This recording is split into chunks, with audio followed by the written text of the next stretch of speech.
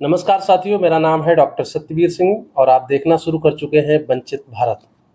साथियों, आज मैं बात करने वाला हूं एक ऐसे विषय की जिस विषय पर मेन स्ट्रीम मीडिया एक पक्षीय होकर हमेशा बात करती है। अगर मैं बात करूं कि मुद्दा क्या है, तो सही शब्दों में अगर आप इसे समझना चाहते हैं तो मुद्दा सीधा सीधा सा है कि समाज में दो धड़े होते हैं।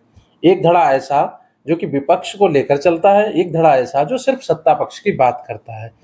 ये जो दो धड़ों की मैं बात कर रहा हूँ, ये लोकतंत्र के चौथे स्तंभ की बात कर रहा हूँ। यही सेम कंडीशन आज के समय मीडिया की है। जहाँ इलेक्ट्रॉनिक मीडिया की बात करें या प्रिंट मीडिया की बात करें, वहाँ पर एक धड़ा इस तरह का बन चुका है जो पूर्ण रूप से सत्ता का चरण चुंबक बना हुआ है, यानी सत्ता की ही बात करता है, सत्ता की सिर्फ तारीफें करता है, जन सरोकार के मुद्दों को नहीं उठाता है।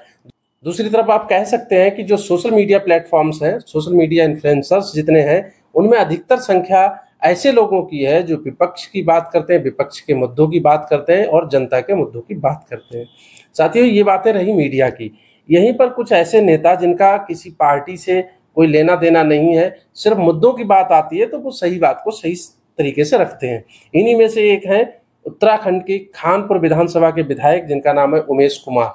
हालांकि उनका पूरा नाम उमेश कुमार शर्मा है, लेकिन वो उमेश कुमार लिखते हैं।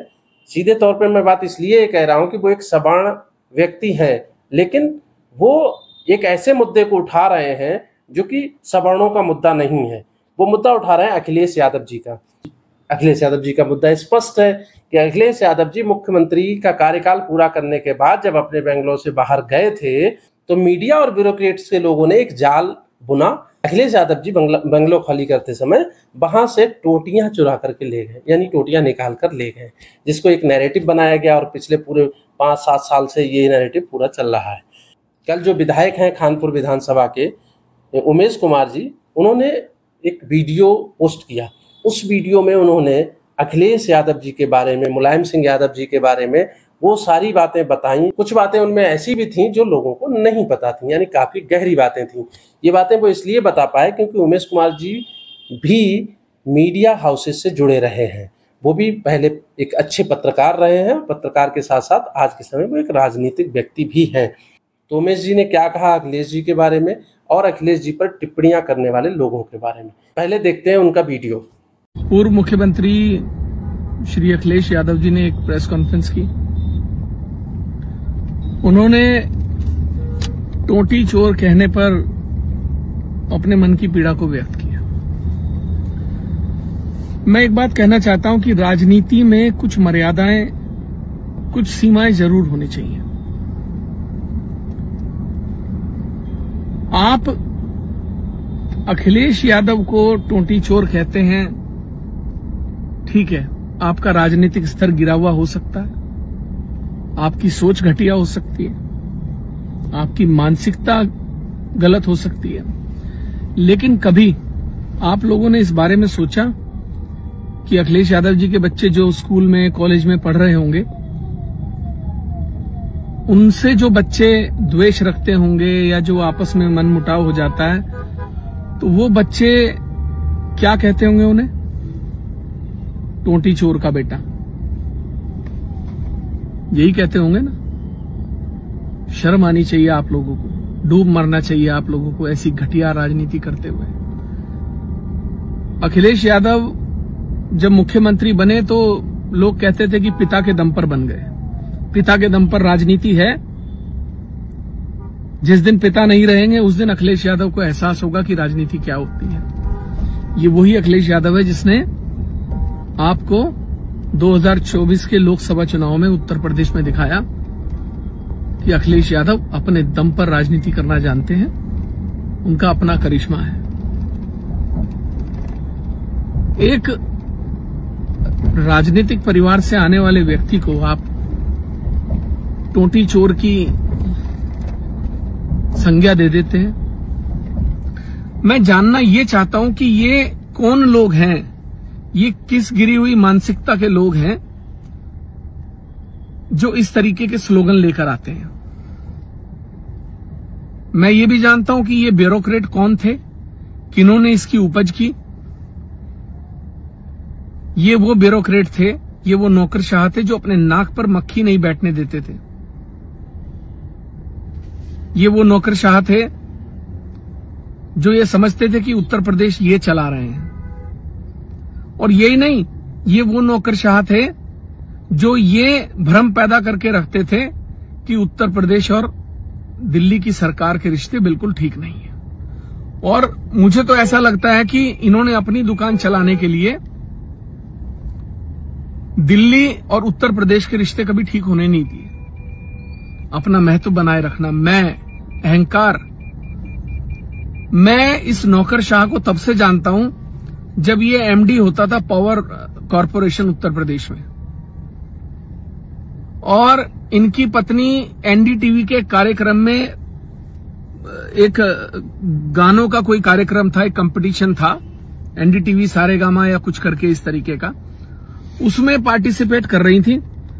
तो उस समय ये व्हाट्सएप होते नहीं थे, ऑनलाइन जो है, क्योंकि 2007-8 की बात है ये, जो मुझे याद है।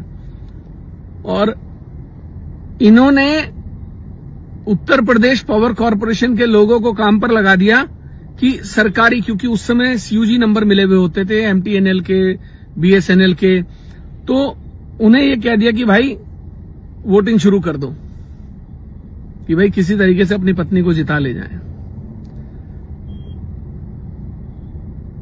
मेरा ये कहना है कि अब नाम लेने में भी मुझे कोई परहेज नहीं है। बाकी सब समझ रहे हैं मैं किसको बता रहा हूं, और मैं उन्हें यह भी बताना चाहता हूं कि टोटी चोर की संज्ञा देने वाले भी आप ही थे, आप ही की उपज थी, आप ही के 4 चेले चपाटे जो भी पत्रकार रहे होंगे, जो दूसरे अन्य साथी रहे होंगे, जो आपके चमचे रहे होंगे, उनके माध्यम से आपने अखिलेश यादव को टोटी चोर की संज्ञा देके उनकी छवि खराब करने का प्रयास किया। लेकिन मैं बताता हूं, ये प्रकृति है, इस प्रकृति का नियम है, जो देते हो लौट कर आता है। ध्यान रखना अवस्थी जी, ध्यान रखना, जो बोया है ना, काटना वही पड़ेगा। बोया बीज बबूल का तो फल कहां से आए। ये जो बबूल है ना, ये एक दिन आप ही के लगेगा, चुभेगा। किस तरीके का षड्यंत्र। एक युवक राजनीति में संघर्ष कर रहा है, उसने अपनी राजनीतिक पहचान अपने दम पर बनाई। ठीक है, पिताजी एक विरासत सौंप कर गए थे, विरासत तो आप भी सौंप के जाओगे, चाहे वो नैनीताल वाली हो या कहीं सारी गुमनाम हो, या जो भी आपको पता होंगी आपकी कहां कहां विरासतें हैं, आप भी किसी न किसी अपने परिवार को सौंप के जाओगे। तो ऐसे ही अगर मुलायम सिंह यादव जी अपनी विरासत अखिलेश यादव जी को सौंप कर गए थे, तो उन्होंने उस विरासत को भली भांति संभाला, अपना नाम पैदा किया, अपना इकबाल बुलंद किया, और ये दिखाया कि अखिलेश यादव किसी के मोहताज नहीं है राजनीति में। ठीक है, एक युवक विदेश से पढ़कर आया, उसको राजनीतिक समझ नहीं थी, समय लगा, लेकिन हिंदुस्तान में अगर बहुत तेजी के साथ राजनीति को समझने और सीखने वाला कोई व्यक्ति है तो वो अखिलेश यादव हैं। जितनी तेजी से उस व्यक्ति ने राजनीति को सीखा और समझा है, ये एक राजनीति के इतिहास में बहुत बड़ा उदाहरण है। ये शोध का विषय है, पूरी दुनिया के उदाहरण उठाकर देख लीजिए। बहुत सारे लोग विरासतों को संभाल नहीं पाते, सड़कों पर डांस करते हुए मिलते हैं। अपने दम पर राजनीति करने वाले व्यक्ति का नाम अखिलेश यादव है। और ये जो टोटी चोर की संज्ञा दी है ना, ये टोटी बहुत भारी पड़ेगी, ध्यान रखना। जनता मूर्ख नहीं है, वो सब समझती है। वो ये भी समझती है कि किस व्यक्ति की मान मर्यादा, इज्जत को आप किस तरह तार तार करने का प्रयास कर रहे हैं। मैं आपसे सबसे कहना चाहता हूं, षड्यंत्रकारियों से और राजनीतिक लोगों से भी, कि राजनीति के स्तर को नीचे गिराकर राजनीति ना करें, मर्यादाओं में रहें, सीमाओं में रहें, और आने वाली पीढ़ी को एक मिसाल के तौर पर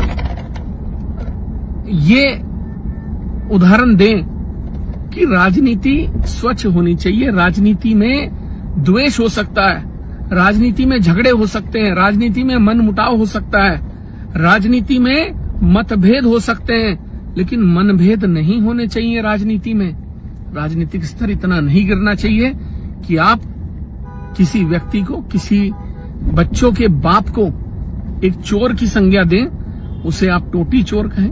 कभी विचार करिएगा, अगर मेरी बात समझ में आए तो अपने से माफी मांग लीजिएगा शीशे में खड़े होकर। कभी सोचिएगा, उन बच्चों को क्या पता, उन छोटे छोटे बच्चों को क्या मालूम कि उनके पिता को जो लोग ये कह रहे हैं राजनीति है, षड्यंत्र है। और जो बच्चे उनके साथ पढ़ते होंगे, उन बच्चों को क्या पता कि ये राजनीति और षड्यंत्र है। वो तो ये पूछते होंगे ना कि यार तेरे पापा ने क्या टोटी चुराई थी, क्या घर से टोटी ले गए थे तुम चुरा कर। बहुत दुखद है, ये शर्मनाक है। डूब मरना चाहिए आप जैसे षड्यंत्रकारियों को। और सच बता रहा हूं, अगर आप मेरे राज्य में उत्तराखंड में होते ना, तो मैं दौड़ा दौड़ा के मारता, दौड़ा दौड़ा के सड़क के ऊपर, और सारी राजनीति निकाल देता, आपकी सारी गुंडाई निकाल देता। मर्यादाओं में रहिए, मर्यादाओं में। साथियों, आपने वीडियो देखा, काफी लंबा वीडियो हो चुका था। अब मैं अपनी बात बहुत शॉर्ट में रखना चाहूंगा। बीजेपी की मानसिकता उनके नेताओं के बयानों से झलकती है, और आप सीधे तौर पर ये जान लीजिए, ये जो उन्हें ताकत मिलती है इस तरह के बयान देने की, वो उनकी हाईकमान से मिलती है। सीधे तौर पे ये बात कही जा सकती है कि बीजेपी हमेशा जो उनके विपक्षी पार्टियों के नेता हैं, उनके चरित्र हनन करके अपने आप को आगे बढ़ाने की कोशिश करती है। लेकिन ये बहुत ज़रूरी है कि जनता यानी हम सब जागरूक रहें, सही मुद्दों को समझें और सही मुद्दों को समझकर अपना वोट करें। तो साथियों, आज की वीडियो में इतना ही। आपको ये वीडियो कैसी लगी, उमेश जी का वक्तव्य कैसा लगा, इस पर कमेंट करके ज़रूर बताइएगा। इंतज़ार रहेगा आपके कमेंट्स का। तब तक के लिए जय किसान, जय विज्ञान, जय संविधान। धन्यवाद।